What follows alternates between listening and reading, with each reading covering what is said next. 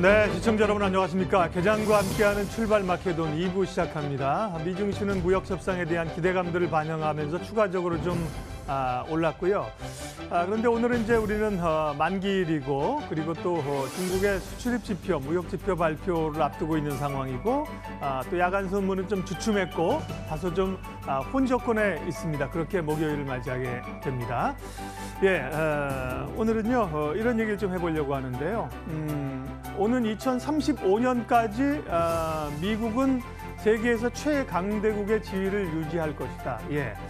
이런 얘기를 누가 했냐? 뭐 미국이 했다면 당연한 거겠지만요. 예, 미국과 나를 세우고 있는 중국에서 이런 얘기를 했습니다.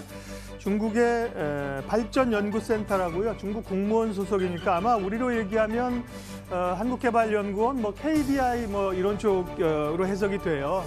여기서 이런 얘기를 한 게 굉장히 의미가 있는 거죠. 이 발전연구센터라는 데서요, 작년에 9월 달에 이제 미국 무역전쟁이 한참 이제 붙을 때 어떤 얘기를 했냐면, 미국의 무역전쟁은 중국을 죽이려고 하는 것이다. 중국의 발전을 가로막는 것이다. 세게 나왔죠. 그리고 또 지난해 10월에는 무역전쟁, 중국이 좀 부담스럽지만 결코 흔들릴 수 없다. 중국을 흔들 수 없다. 이렇게 강력하게 얘기를 했었는데, 예, 그제였죠. 12일 날은 미국이 2035년까지 세계 유일한 초강대국 지위를 유지할 것이다. 이렇게 얘기했습니다. 사실상 미중 무역 전쟁에서 중국이 간접적으로 항복 선언을 했다. 이렇게 해도 지나치지 않습니다. 저는 그렇게 보는데요. 이제 이걸 놓고 해석을 이제 하는 거죠. 일단은 중국 측이 무역 협상 이제 고위급 회담이 오늘부터 시행이 되지 않습니까? 그러면서 몸 낮추기에 들어간 것이다 이렇게 얘기를 합니다. 그러면 이제 시사점은 무역 협상은 잘 될 수 있다고 보여지는 거고요. 그리고 이제 중국이 지금 얘기하고 있는 게 2025년 아닙니까? 잘 알고 있는 것처럼 중국 제조 2025인데 2025는 상당히 좀 타격을 받을 수밖에 없고 2035년까지 어떻게 보면 자기들의 꿈을 한 10년 정도 미루겠다. 일단은 숙이고 들어가지만 안에서는 칼을 갈겠다는 중국의 의도가 있는 건데요. 중국 제조 2025 이런 게 밀린다고 하면 첨단 산업 이런 쪽에서 우리 뭐 반도체라든지 국내 기업들에게는 뭐 나쁘지 않아 보입니다. 시간을 벌 수 있는 거고요. 또 뭐 통신 장비 화웨이도 누르고 있으니까 그런 국내 업체들도 상당히 우리로서는 무역 자체가 위축되는 건 부담이지만 기업들에게는 도움이 된다. 시간을 좀 벌었다 이렇게 생각할 수 있는데 다만 고민은 그렇게 시간을 번 동안에 한국 경제는 한국 기업은 과연 어떤 꿈들을 꾸고 있고 세계 경제 패권을 잡으려는 그런 꿈조차 있는 것인가 그런 고민들을 또 살짝 해보게 되는 그런 상황인데요. 일단은 무역 전쟁과 관련해서는 호재로 받아들일 수 있는 뉴스입니다. 출발 마케돈 2부 시작하겠습니다.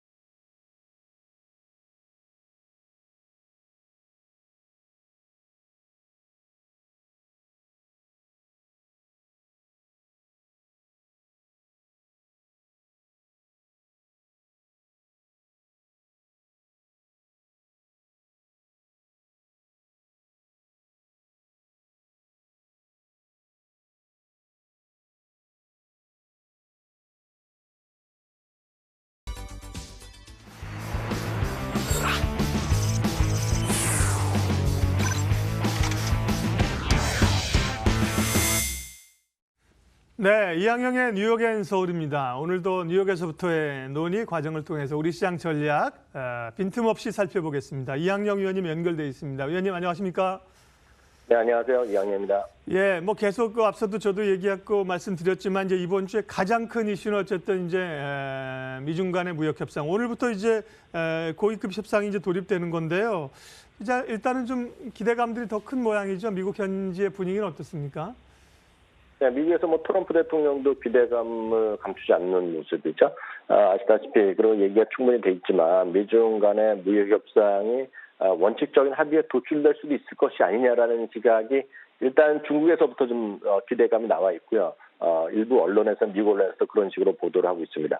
특히 이제 이거에 대한 뭐랄까요 단초를 제공했다는 것은 중국발 언론에서 시진핑 주석이요 내일이죠 금요일 날 이번에 미국 대표단이요 쉽게 해서 로버트 라이트하이저 미국 무역 대표부 대표 그리고 문우신 재무장관은 직접 회동이 예정돼 있다고 하고 있습니다. 그래서 여기서 뭔가 좋은 결과가 나오니까 또 만나지 않겠느냐라고 굳이 좀 긍정적으로 해석하는 사람들은 그 뉴스 자체를 긍정적으로 보고 있다라고 얘기하고 있고요.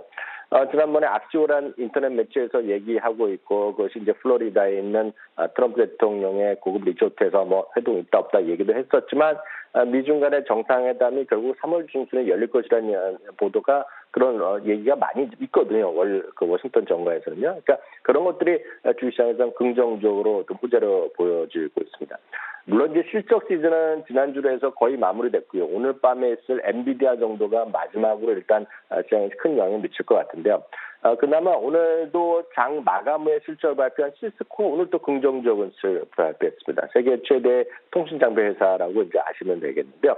매출이나 이익이 모두 예상을 상회했고요. 시간에 4% 이상 상승했습니다. 주가 자체는요, 지금 오늘 것은 오늘 하루짜리만 보여드리는 그림입니다. 그래서 시간에서 지금 한 3, 4%까지 주가가 반등하는 모습을 보여주고 있는데요. 아시다시피 시스코는 1990년대 말, 소위 닷컴 버블이죠. 닷컴 버블. 2000년대 초반에 가장 강했던 주식 중에 하나가 되겠네요. 물론 그때 시세는 아직 회복하지 못했지만 오늘 현재 이 시간의 가격이 유지된다 그러면 그 닷컴 버블 이후에 최고가를 다시 한번 경신하는 거기 때문에 이런 계속 말씀드렸다시피 사상 초가, 신고가 내하는 주식들이 대표 주장에서 나오는 것 자체는 시장이 긍정적이다 보셔야 되겠고요. 옐프라고 또 아시면 계실 것 같습니다. 음식 뭐 맛집 이런 거 평가하는 회사가 되겠는데요. 매출이나 이익이 모두 예상을 상회하는 역시 발표했습니다. 물론 시가총액 작지만 상징성 있는 기업이 되겠는데요. 이익은 한마디로 슈퍼 서프라이즈라고 할 수 있겠죠. 주당 10센트가 예상했는데 무려 37센트가 나왔고요. 시간에는 한때 10%까지 상승하다가 지금 현재 시각으로 보면 한 5% 정도 상승하고 있는 것이 시장의 오늘 좀 분위기 자체를 설명하는 두 주식을 오늘 설명드렸습니다. 네. 시장 분위기하고요. 좀 특징적으로 볼 만한 기업까지 얘기를 해주셨고요. 미국 증시가 지난해 대략 한 10월에 쏟아져 내렸고 12월도 어려움을 겪으면서 굉장히 어려운데 또 올해는 굉장히 빠르게 회복을 하고 있습니다. 그런 가운데 S&P 500이 200일 이평선을 돌파했다는 건데요. 예, 이거는 뭐 좀 제자리로 돌아왔다 이렇게 좀 봐도 되는 겁니까? 아니면 좀 이른 건가요? 네, 맞습니다. 어제는 제가 이제 급하기 때문에 마지막 종가가 확인됐기 때문에 200일선을 회복한 것 그 자체, 팩트 자체만 말씀드렸는데요. 오늘은 일단 그것에 대한 영향, 그것이 과거에 어떤 영향을 미쳤는지에 대한 얘기들이 많이 나오고 있습니다. 그래서 몇 군데 워낙 나온 걸 제가 취합해서 말씀드리면 S&P 500 기업 중에서 지금까지 보면 한 47%, 그러니까 약간 절반에 못 미치는 기업이 지금 모두 200일선을 회복했습니다. 그만큼 한두 종목이 아니라 상당히 많은 주식들의 절대 다수가 이제 200일선을 넘어서고 있다는 얘기인데요. 과거 사례를 먼저 말씀드리면 2008년 9년 당시에 리먼 사태 때를 제외하고는 대부분의 주식시장이 꾸준하게 상승세를 이어졌다는 것을 확인할 수 있습니다. 그걸 제가 표로 하나 정리해 봤는데요. 가운데 제가 빨간색을 친 선이 있습니다. 그것이 바로 2008년 5월 달에 한 주 51선에 200일선을 넘는 주식들이 50% 이상 나왔을 때인데요. 한 주, 3주, 한 달, 3주, 그리고 한 달이 6개월이 모두 안 좋습니다. 그때가 리만 사태가 이루어지면서 1년 동안 무려 36.18%나 떨어졌는 시기인데요. 그때를 제외하고는 대부분이 최소한 한 주 정도에서는 큰 움직임이 없었지만 그것이 안착이 된 이후에는 한 달, 세 달, 6개월로 갈수록 주가가 좀 크게 반대했다는 기억이 있는 거죠. 그래서 평균적인 아까 말씀드렸던 2008년까지 다 포함했기 때문에 전체 수치가 낮을 수 있지만요.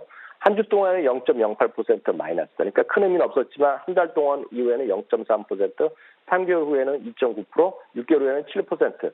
지수가 7% 올라가기가 쉽지 않거든요. 그런데 이만큼 지수가 7% 올라갔다는 것 자체는 그렇기 때문에 물론 기술적인 얘기지만 200일선을 돌파하는 것에 대한 의미를 찾는 사람들도 꽤 있다라고 보셔야 되겠고요. 이런 통계 자체의 의미보다도요. 또 다른 접근에서 보면 최근에 주가 반등은 좀 긍정적으로 보는 사람들이 하나둘씩 늘어나고 있는 것은 분명한 사실이 되겠습니다. 앞서 말씀드렸던 미중 무역 전쟁의 어떤 뭐랄까요 좀 돌파 그 협상의 타결에 대한 기대감도 있겠지만 그 외에도 중국 시장 자체가 좀 돌아서고 있다는 점 역시 이머징 마켓을 이끌고 있죠. 그리고 글로벌 경기를 선도하는 것을 지표로 볼 수 있는 반도체가 어찌되었건 지금 주가 살아나고 있습니다. 삼성전자, SK하이닉스가 다 포함되어 있겠죠. 이런 거 모든 것들이 반등하는 것에 대해서 긍정적인 분위기라 보고 있고요. 골드만삭스는 모건 스탠리와 함께 시장에 대해서 상당히 썰렁하게 봤던 어떤 증권사 IB가 되겠는데요. 작년 말과 지금과는 분위기가 상당히 다르다는 얘기를 하고 있습니다. 이것은 시장 자체 오늘 골드만삭스의 CEO 자체가 얘기했는데요. 리세션의 가능성은 거의 없다라는 얘기하면서요. 지금은 연준의 시각 자체가 변했고요. 미중 무역 협상의 타결에 대한 기대감이 있기 때문에 다만 이제는 종목만 잘 선택하면 된다 얘기를 하고 있는데요. 그것은 낙폭과대에 따른 일반적인 전부 다 같이 반등하는 건 끝났다는 얘기라는 얘기가 있고요. 이제는 종목 선택을 잘해야 되는데 골드만삭스는 헬스케어라나 헬스케어, 이미소비재, 커뮤니케이션 섹터를 얘기하고 있는데요. 저는 한국도 섹터는 좀 우리가 설명을 달리 해야 되겠지만 저는 한국도 마찬가지라 보고 있습니다. 일단 낙폭 과대에 따른 2200 이 정도 수준까지 와 있다는 것 자체는 일단은 낙폭 과대에 따른 반등 일단 저는 거의 끝났다고 보는 입장이 되겠고요. 이제는 더불어 반등보다는 취사 선택을 진짜 잘해야 될 시기에 왔다고 보고 있는데요. 어차피 계속 말씀드리지만 펀더멘탈에 대한 기대감은 대한민국은 2019년은 전 없다라고 저는 단적으로 말씀드립니다.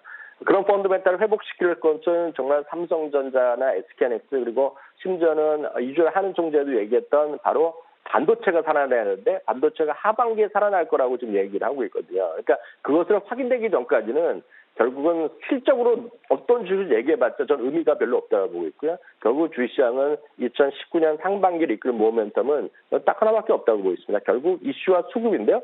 그중에 딱 집어 말씀드리면 결국 이거죠. 미국과 북한 간의 어떤 협상이 잘 되고 정상회담이 잘 돼서 그 후속 조치로 미국도 투자하고 우리나라도 좀 투자한다는 것 자체가 된다는 것인데요.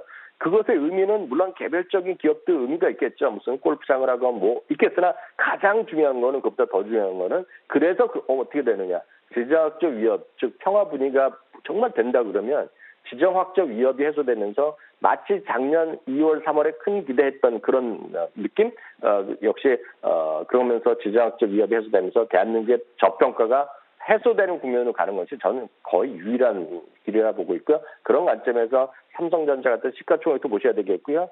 늘상 테마를 하시는 분들의 입장에서 보면 현대건설을 비롯한 수많은 건설주, 테마주들을 지금 손을 놓아서는 안 된다는 생각을 여전히 확인드릴 수 있겠습니다.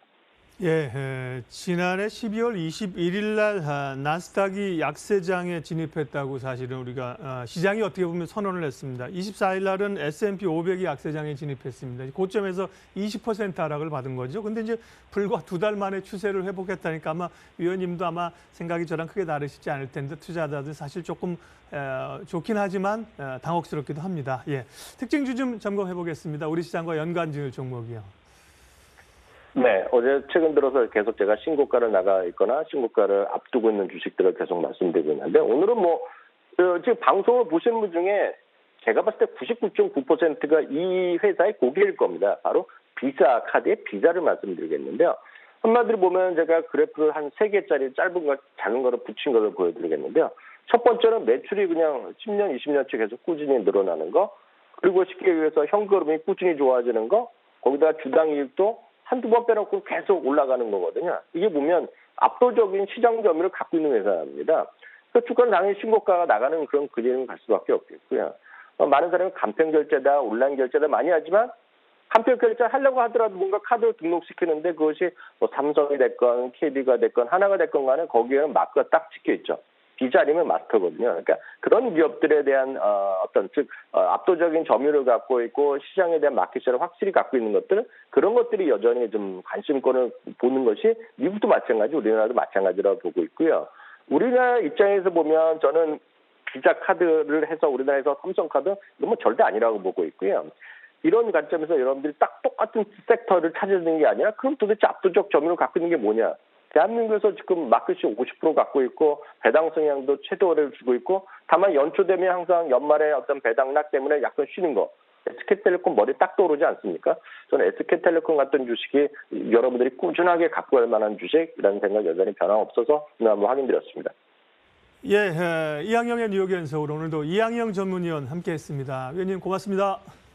감사합니다.